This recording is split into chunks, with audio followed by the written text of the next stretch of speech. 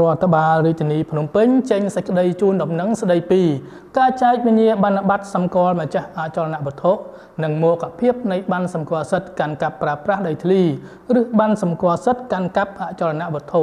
នៅភូមិលូភូមិឡកំបោរនិងភូមិស្វាយប៉ាកសង្កាត់ស្វាយប៉ាកខណ្ឌឫស្សីកែវរាជធានីភ្នំពេញនៅថ្ងៃទី27ខែឧសភាដល់ថ្ងៃទី4ខែមិថុនាឆ្នាំ2025នេះចំពោះបានសម្គាល់សិទ្ធិកាន់កាប់ប្រើប្រាស់ដីធ្លីដែលចេញដោយសុរិយោដីកន្លងមកក្នុងតំបន់នេះនឹងត្រូវអស់សុពលភាពតាមផ្លូវច្បាប់ចាប់ពីថ្ងៃចែកវិញ្ញាបនបត្រសម្គាល់សិទ្ធិម្ចាស់អចលនវត្ថុខាងលើនេះតទៅសូមម្ចាស់ក្បាលដីដែលស្ថិតនៅទីតាំងខាងលើដែលមានប័ណ្ណសម្គាល់សិទ្ធិកាន់កាប់ប្រើប្រាស់ដីធ្លីឬប័ណ្ណសម្គាល់សិទ្ធិកាន់កាប់អចលនវត្ថុកន្លងមកមេត្តាយកប័ណ្ណទាំងនោះមកប្រគល់ឲ្យមន្ត្រីរ